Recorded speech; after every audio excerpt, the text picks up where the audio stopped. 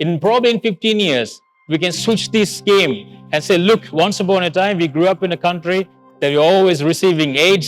Now look how we are. Look at us. We are aid donors. That's the Sri Lanka that I'd like to die one day. You want to support that? Are you with me? Yes? Come on.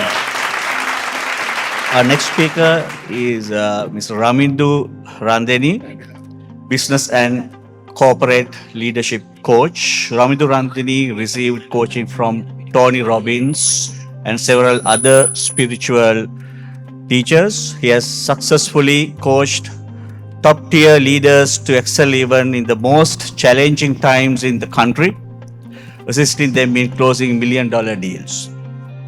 Additionally, he has helped numerous professional cricketers rebound from their lowest points to achieve their peak performance. Of course, quite the relative in present day context. Coaching leaders and sales professionals as well as conducting peak performance workshops are his areas of expertise.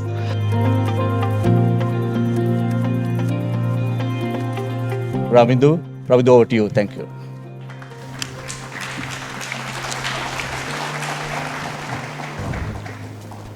Can you all hear me? Great, brilliant. I only have half an hour. Usually my sessions go for 10, 15 hours at a stretch. So it's a very, very quick run, quick burst. So I'm going to give you as much insights and value as much as possible I can. So I'm not going to explain who I am. So once again, we have about 5 minutes to 12. So good morning. Let's try that again. And you see the spirit, the energy, that you're going to bring $15 billion in 7 years. Let's give a $15 billion good morning. Good morning. Good morning. Much better. Thank you. So $55 billion, let me just come down. Do you know what the number is? Actually, the number differs depending on the accountant that I speak to. It's pretty much our national debt. They say 47, they say 50, 55, I just rounded up to 55 billion. So we say that we are minus $55 billion. So I thought, you know what, we'll develop a $55 billion mindset so we can just offset that in no time. And I'm going to share, this is not just a fancy speech. I've done that for so many corporates. Some of the reviews are out there. You can Google up and find out how we turn things around during the toughest time. Brought companies from almost bankruptcy to 128% growth in a matter of 6 months. These are not the magic. There is a methodology. There's a methodology to come out of your darkness. There's a methodology to break these barriers. We don't have to do guesswork. That's the way. So to do that, we need to understand this. We cannot solve problems by using the same kind of thinking that we used to create them. So that's very, very important to understand. So for that, we need to associate epistemic humility. This is a phenomena that I actually really incorporated. My coach inculcated that in me, and I live and govern my life with that. Epistemic humility is the understanding that no matter what knowledge we have is incomplete. Now I know this room is full of experts, full of specialists, and you've done incredibly well in your life to come this far under tremendous difficulties, right? I understand. I'm Sri Lankan and coming from the same grounds. I understand you've done so much amazing studies and sacrifice to come this far. But, ladies and gentlemen, you've got to understand that no matter what we have, whatever the accolades we have, whatever the titles we have, that we need to have this humility, we need to have this humbleness, that whatever the knowledge we have is incomplete. This is not a disempowering statement. This is an empowering statement. Let me explain.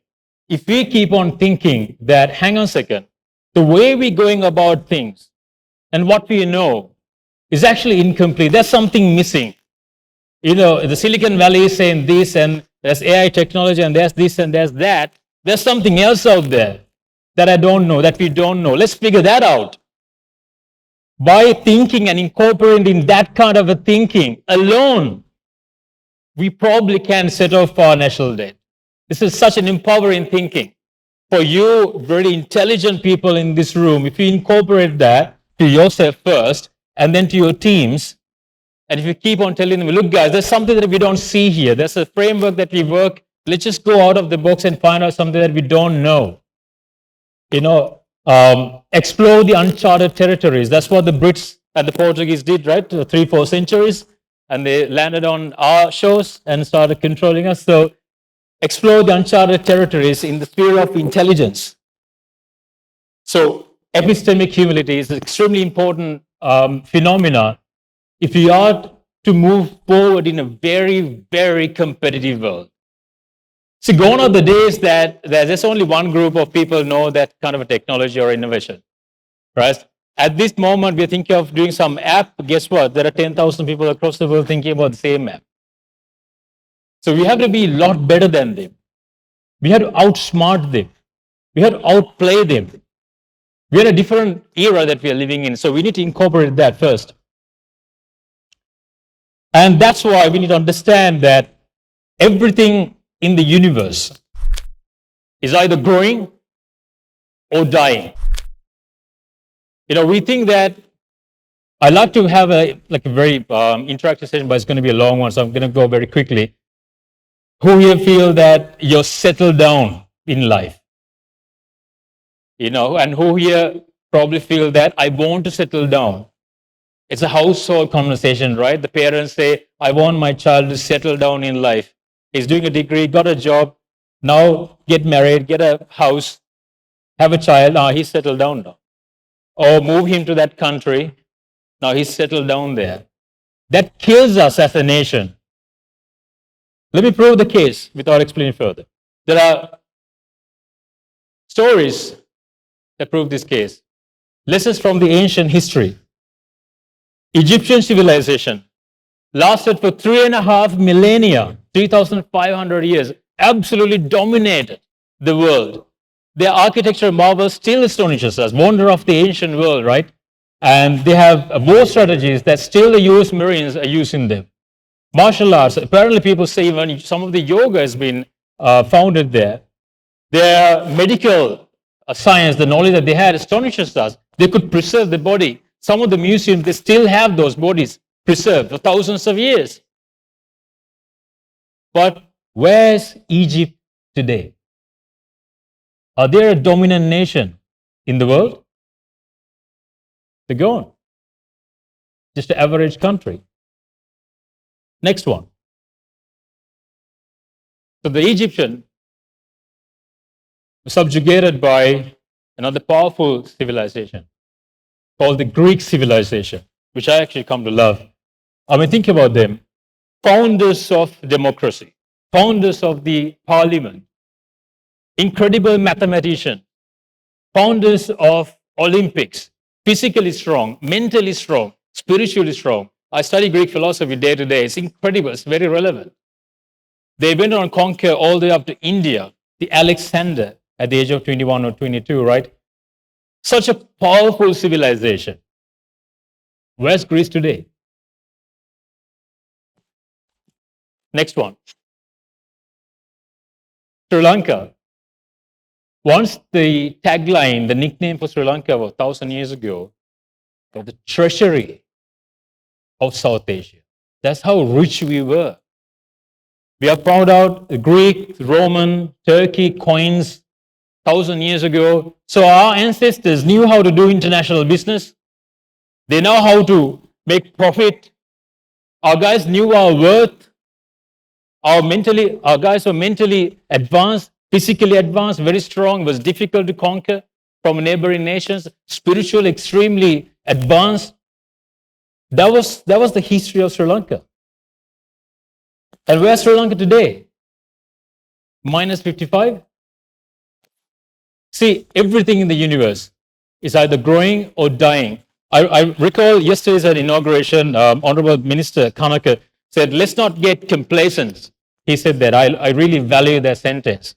This is what happened. Any civilization, any country, any corporate, I'll come to that in a second, think that we have arrived. I am the expert. We are great. We are superior. The next step for them is going backwards. It doesn't happen overnight. It happens very, very subtle form. That's the trick of the universe. in a way that you don't even realize is happening. That's what happened to all these civilizations. It's a universal law, and you cannot stop that. The only way to stop that is incorporating, no, we're going to grow epistemic humility. Our knowledge is incomplete. We're going to find the different territories that we never found before. No settling down. It has to come from our parents, saying that, Puta, study this, but never settle down in life. Keep growing, keep growing. So there are some modern examples as well, if you think this only ancient. Kodak, once a household name, right? Billion-dollar empire, such a loyal clientele. What happened? Gone. They didn't adopt, they failed to adapt to the new technology. And once a very fond household brand name, gone. Next one, BlackBerry.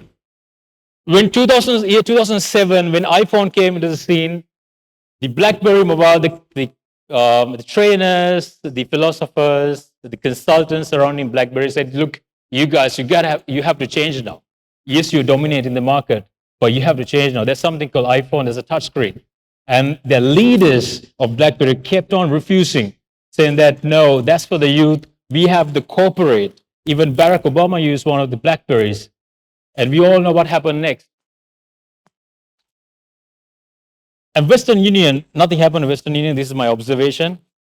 Had they have this growth mindset that we're going to find the uncharted territories, they could have been the PayPal. So when I checked last year, the net worth of Western Union is about 4 billion, roughly. PayPal, $65 billion. They just missed that opportunity.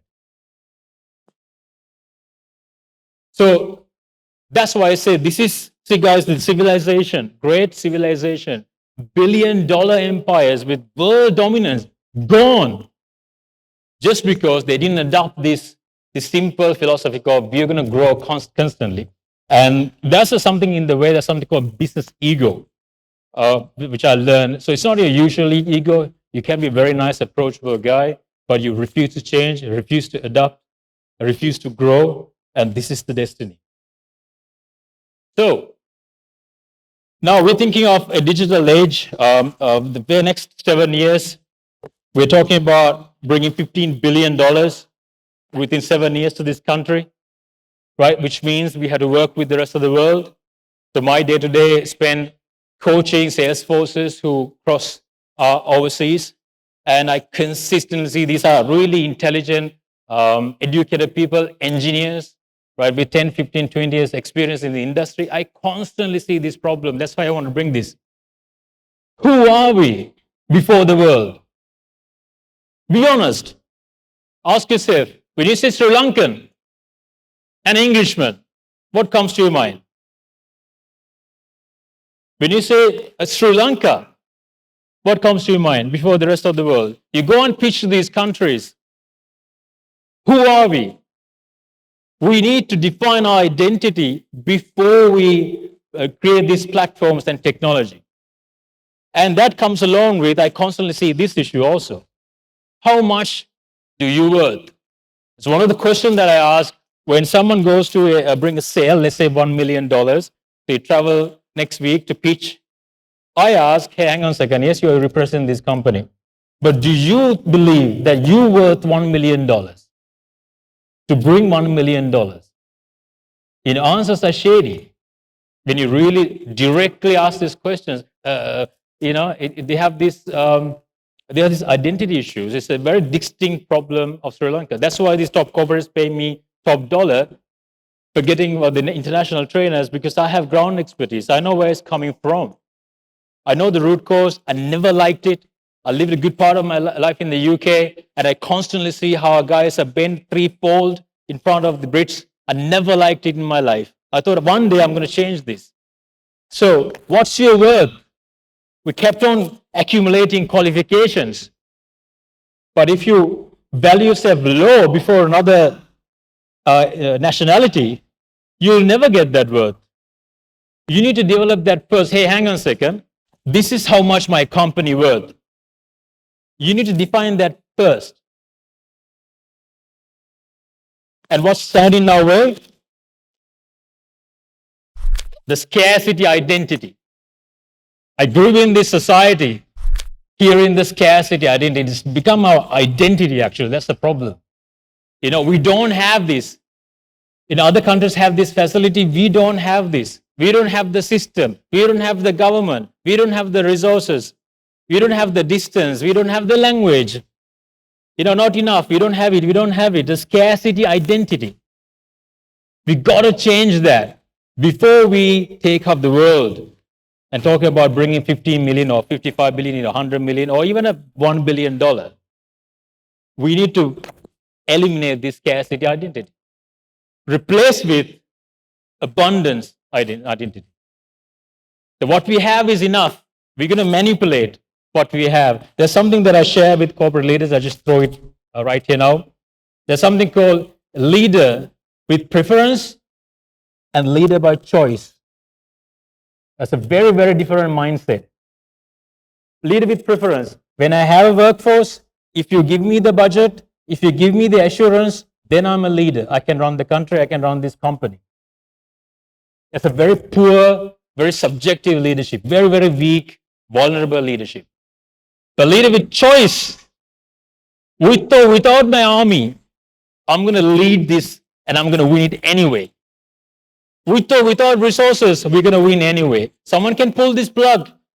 We run our business with the virtual world that someone has created. Facebook, Instagram, LinkedIn. Someone can pull that plug and it's all over, right?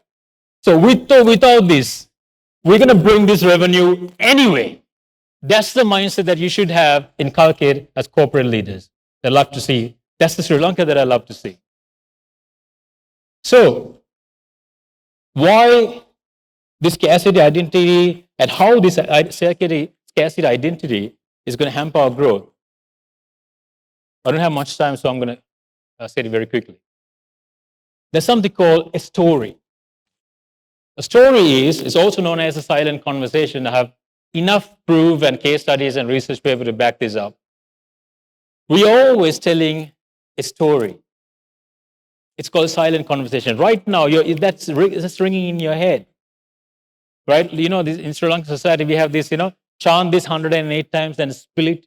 Right? So we are chanting that like probably 10,008 times a day. The story. What's the story that you're telling about yourself? For instance, we have so much of adversities in our country. Man, why is happening to us?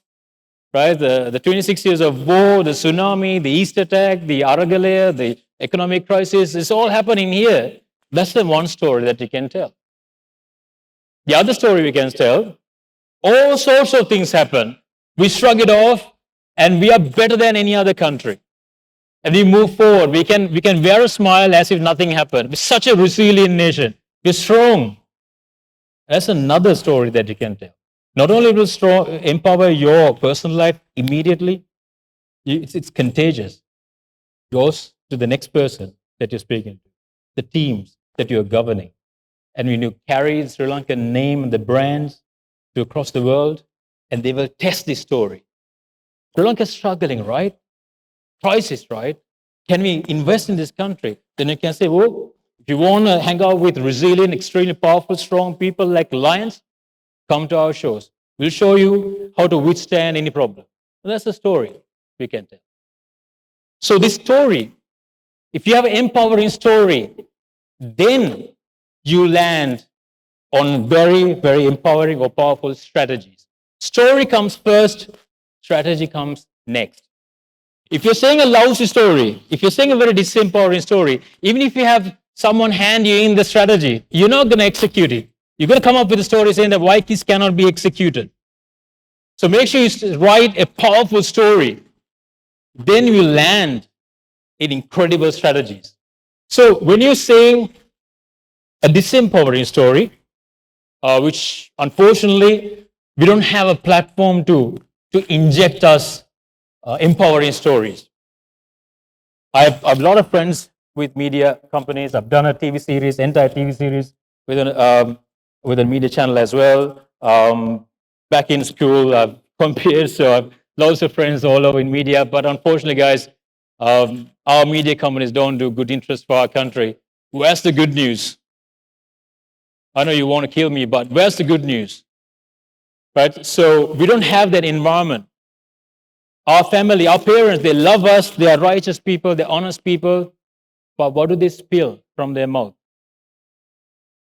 So that has created this whole chanting in us. So we say now in Sri Lanka, we can't do this, we can't do this, we can't do this, get out, get out, get out, study and get out. So it creates this something called mental scotoma. Scotoma is a problem in the vision. We have a little bit of a black dot in the vision, so you have a scotoma. The mental scotoma is you keep on telling a bad story, even if you have the opportunity, you're not going to see it. Like for instance, something like this. I take you to a beautiful field with beautiful mountain range and say, look at this, beautiful. We can build a huge hotel. We can have a yoga ashram. We can do this and that. And you're going to come with this mental scotoma and you're going to say, nah, I don't see anything. There's no such opportunity. You can't do this. This is what happened to our country so far. But these intelligent, extremely experienced people, they've come so far, done so well, but we have a national problem when it comes to this mental scotoma and telling a very bad story about ourselves. So, I'm going to back that up with science again. There's something called reticular activating system. Have you heard of this thing called your eyes see what your mind wants you to see? It's always been a philosophical line, and now it's backed by science. This reticular activating system, the little red tube that you see here, it actually decides what you're going to see from your eyes. You're not going to notice everything right now, this moment, this room. You're seeing a lot of things, but you're actually not noticing everything. Test this when you go back home today. Think about your favorite vehicle in the favorite color for the next few days. And think about it. Think that I want to see my favorite vehicle in the favorite color in the road.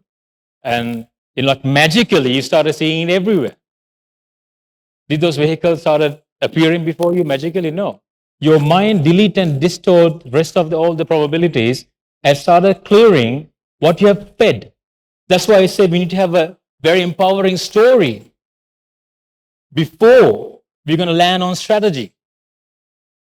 So when all you incredible engineers, software engineers, coders, professors, all the aristocrats, all sorts of experts here, if you start telling a very powerful, empowering story, you will land on incredible strategies. Or you might even manipulate a strategy that exists somewhere else and do some wonder.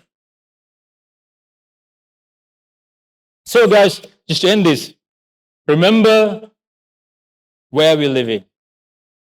Once a treasury of South Asia. We have abundance of resources. I always tell the leaders that I coach, remember that it's standing on a treasure.